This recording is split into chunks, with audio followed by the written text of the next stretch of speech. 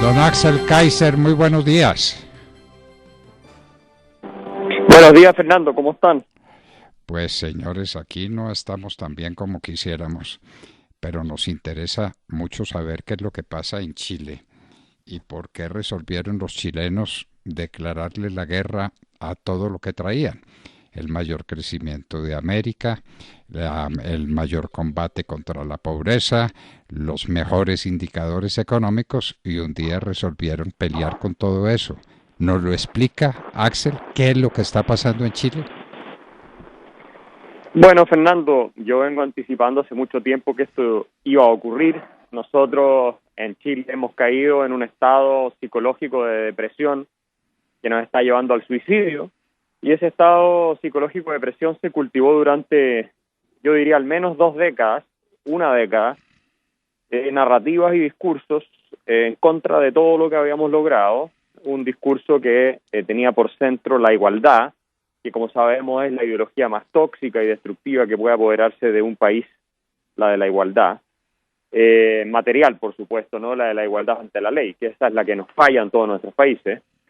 Y se insistió tanto que el sistema chileno, a pesar de todo el éxito, que nunca se reconoció, era un esquema neoliberal abusivo, injusto, que creaba de nuevo desigualdad por todos los sectores. La izquierda, la derecha empezó a comprarse también este discurso, los empresarios, algunos empezaron a repetirlo, los medios de comunicación completamente controlados por una narrativa de izquierda, por periodistas de izquierda, activistas que además ganan mucho dinero, están todos en los más importantes en el 1% de más ingresos de Chile, pero no les importaba esa hipocresía, la practicaban diariamente hasta que convencieron a la gente de que el sistema era el problema, y salió Michelle Bachelet en su segundo gobierno, la flamante presidenta de la Comisión de Derechos Humanos de la ONU, que no ha dicho una sola palabra sobre lo que está ocurriendo en Cuba hoy, porque es castrista, salió elegida, y ella aprobó una serie de reformas para deshacerse de lo que llaman el modelo neoliberal, y reconoció ella que ese era el objetivo de sus reformas, y entonces destruyeron la posibilidad de crear riqueza de la economía chilena, la inversión cayó a los peores niveles en décadas,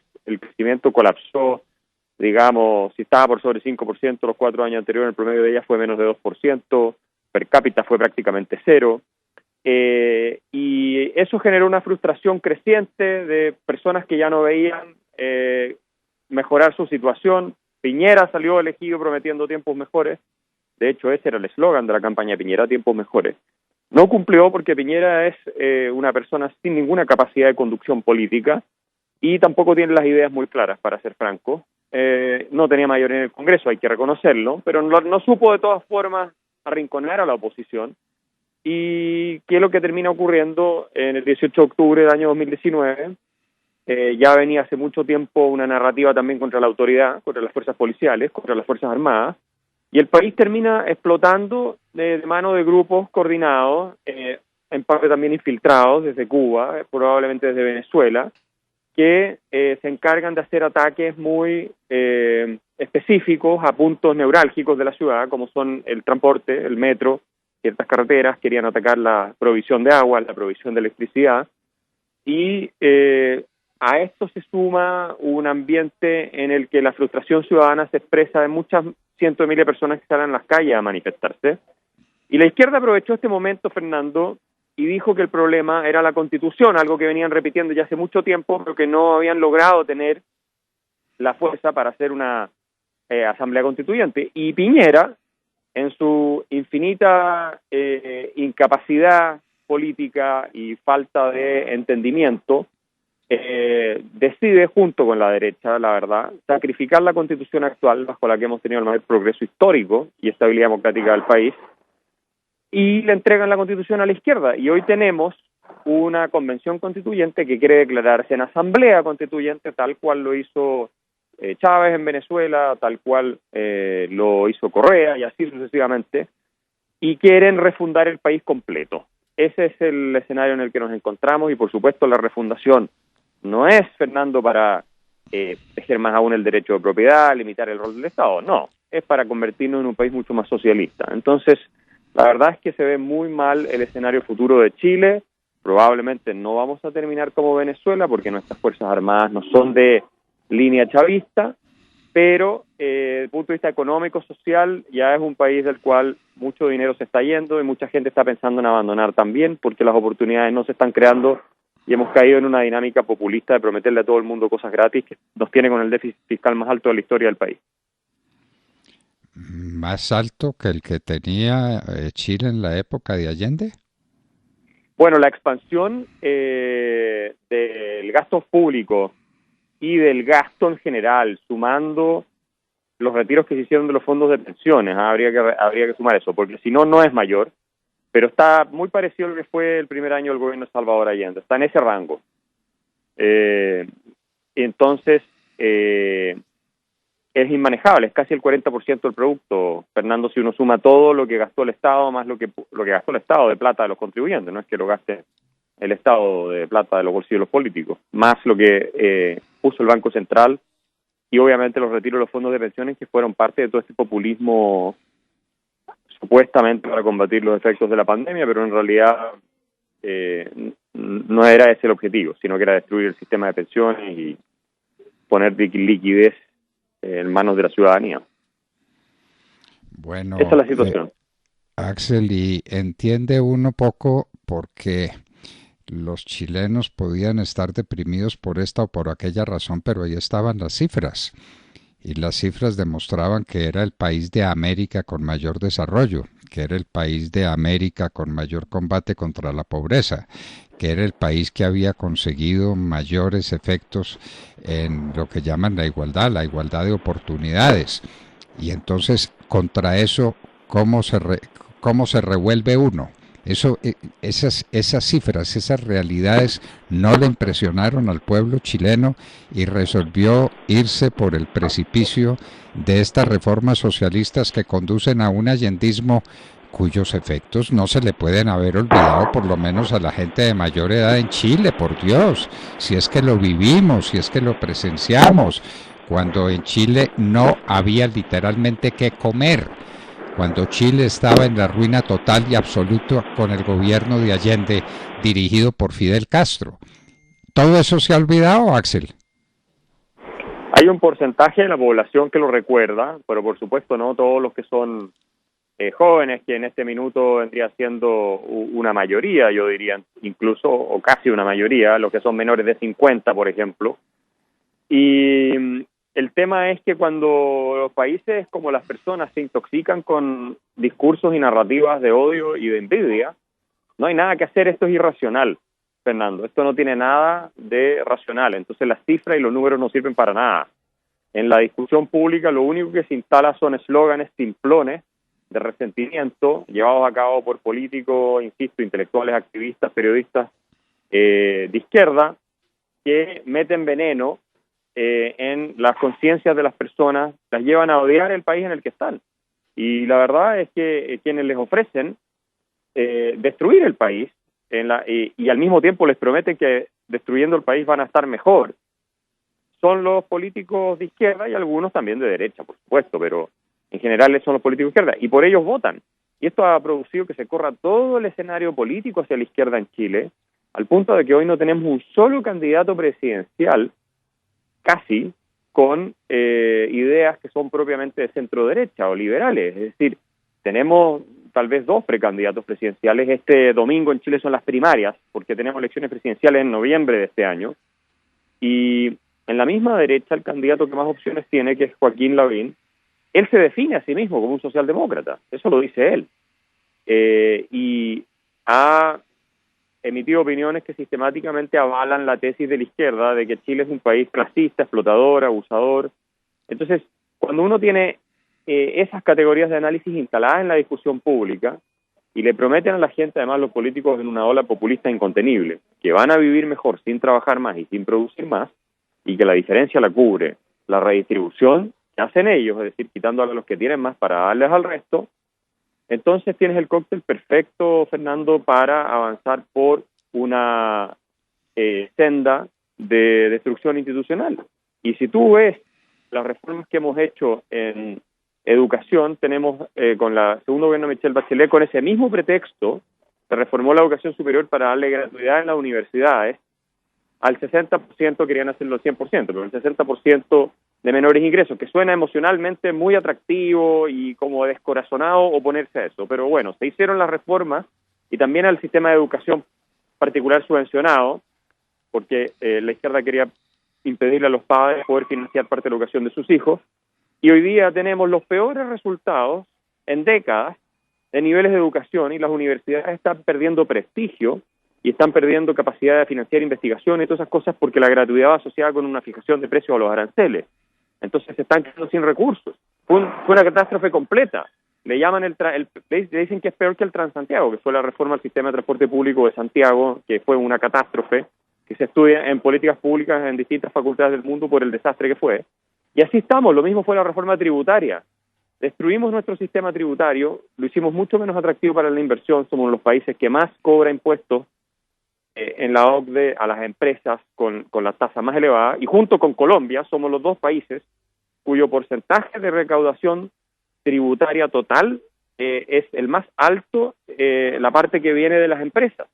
Entonces, somos muy poco competitivos y estamos haciendo en todas las áreas la misma cuestión, Fernando, porque estamos llevados por una ideología que es la de destruir lo que funciona, porque el problema al modo de ver de los igualitaristas no es que haya gente que esté mal o que necesite mejores oportunidades y hay que mejorarlos a ellos.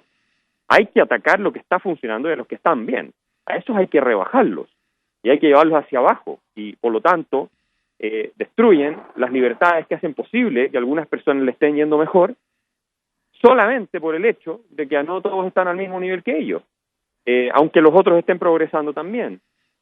Y así estamos arruinando el país, Fernando, es el socialismo. Si al final esto es la ética socialista, obviamente nosotros no tenemos un país al nivel de Venezuela ni de Argentina, todavía tenemos mucha institucionalidad que destruir, pero ya quieren destruir el Banco Central, que es independiente. En la nueva Constitución quieren algunas fuerzas acabar con la independencia del Banco Central, quieren debilitar fuertemente el derecho de propiedad, quieren hacer el Estado empresario nuevamente, y así sucesivamente. O sea, todo lo que hemos visto en América Latina, ¿cuántas veces, Fernando? Miles de veces. ¿Cuántas veces y en cuántos sitios? Bueno, Axel, y entonces esa reforma constitucional, ¿en qué va? Porque ya se hicieron las elecciones, ya ganaron los que quieren una nueva constituyente porque la pasada les parecía muy mala. Uno no entiende cómo, por qué. Y dicen que era la constitución de Pinochet, pues nosotros vimos cómo fueron esas elecciones con un apoyo popular gigantesco para construir una constitución liberal, demócrata, que es la que tiene Chile. ¿En qué les molesta y qué es lo que están proponiendo como nueva constitución para Chile?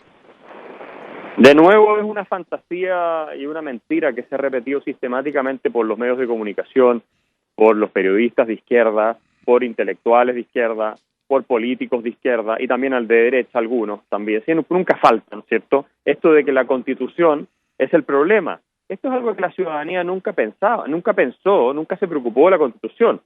Comprenderemos que la gran mayoría de los ciudadanos nunca leyó la Constitución, ni siquiera sabe lo que es.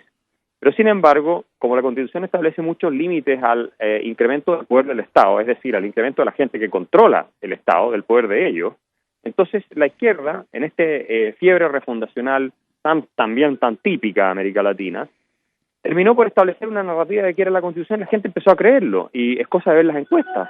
En las encuestas a nadie le importaba la Constitución años atrás, y hoy, o antes de estos referéndums, todo el mundo, la mayoría, casi 70% quería cambiar la Constitución. Entonces, ahora estamos en un proceso en el cual la gente votó a favor de cambiar la Constitución, la mayoría creyendo que una nueva Constitución les va a dar más dinero, que cambiando la Constitución ellos van a tener más dinero para poder vivir sus vidas.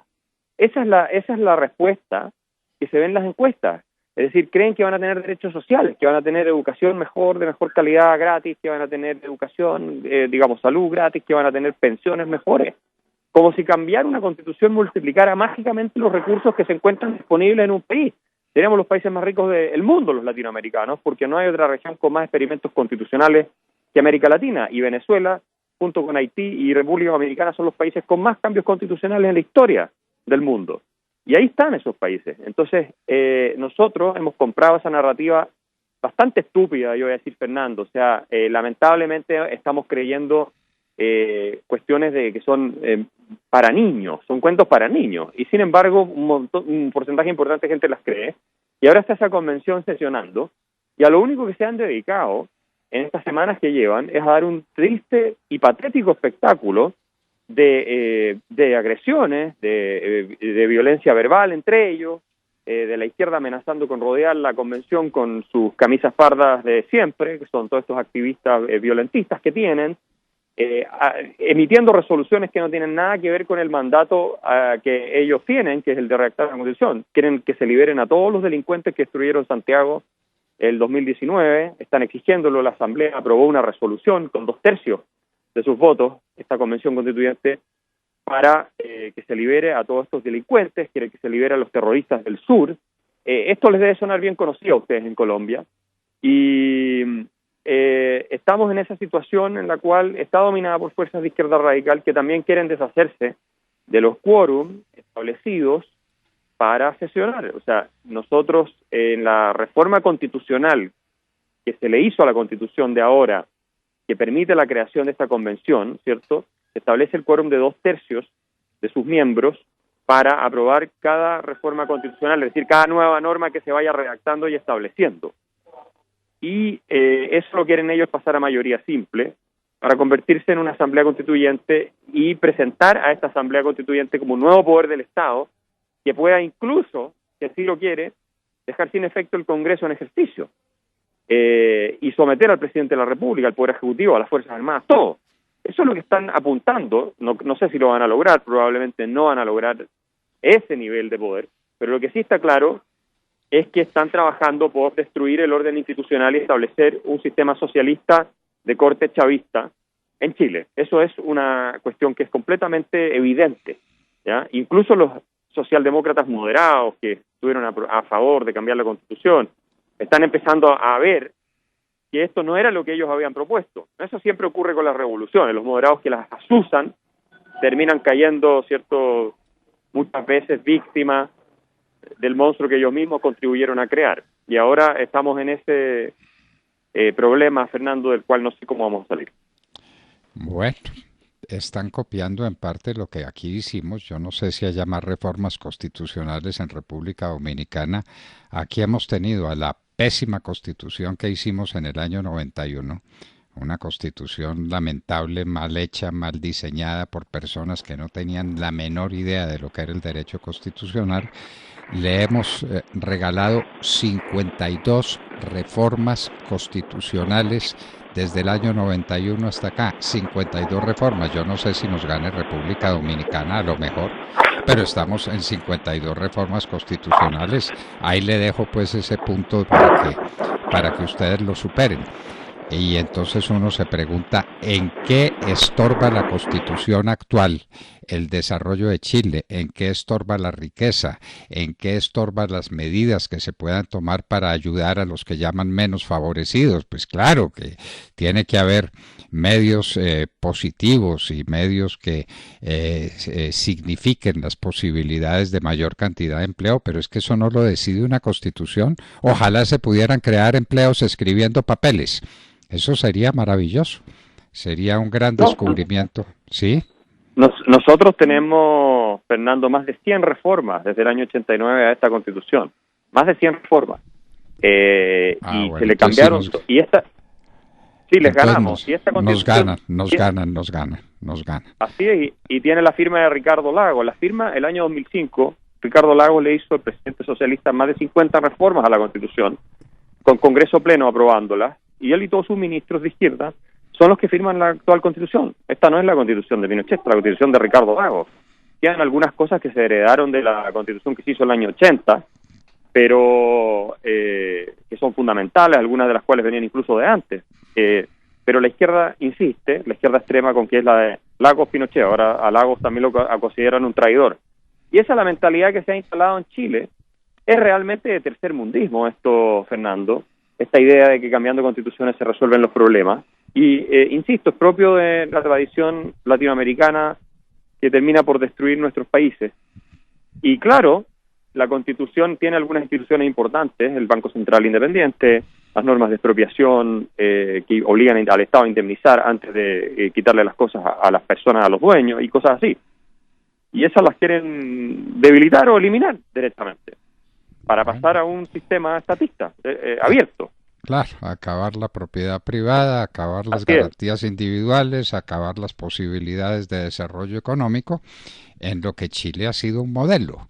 Es que uno se sigue preguntando cómo se revuelve uno contra unos hechos, contra unas realidades. Eso no lo saben los chilenos probablemente, o no les importe o no les interesa, y con una nueva constitución quieren arreglar las cosas para hacerlo todo mejor. Bueno, entonces, si eso fuera así, si escribiendo papeles y la Constitución no pasa de ser un papel, se arreglaran los problemas económicos y sociales, pues habríamos hecho el mayor de los descubrimientos de la historia, ¿verdad? Bueno. Así es. Pues lamentable, Axel, que esto esté ocurriendo, y seguiremos muy pendientes del desarrollo de esta constituyente, para dónde va, qué es lo que quieren proponer, cómo se hace una constitución de corte marxista, cuando en Rusia se aburrieron de la planificación centralizada de la economía y en la Constitución escribieron que la cosa es con la economía de mercado. Eso lo escribieron los rusos, y eso está vigente. Y entonces ahora los chilenos, que se beneficiaron como se beneficiaron de un sistema liberal económico que produjo la mayor cantidad de bonanza, de prosperidad que ha habido en ningún país de América Latina, se aburrieron y quieren una cosa distinta, es decir, un regreso al socialismo, que no es otra cosa que un enorme fabricante de miseria. Axel Kaiser, seguimos hablando, ¿no? Esto no para, porque la verdad del mundo se la tenemos que contar, así sea lo último que hagamos. Muchas gracias, Fernando. Axel, un gran abrazo. Un abrazo. Bueno, queridos amigos, lo oyeron, ¿no es cierto? Lo oyeron. Y eso es lo que se traen para acá también. Eso es lo que están buscando. Más reformas a la Constitución, pues que ya no le caben más. Con la idea de que cambiando la Constitución mejoran las condiciones de vida del pueblo. Eso es mucho mejor. Uno escribe cosas en un papel y la gente se vuelve más rica, y la gente deja de ser tan pobre, y la gente tiene más oportunidades y más educación gratuita y más de todas las cosas que prometen estos regímenes socialistas que no dejan tras de sí sino una estela de miseria. Axel Kaiser, abogado, escritor chileno, estaba con nosotros en La Hora de la Verdad.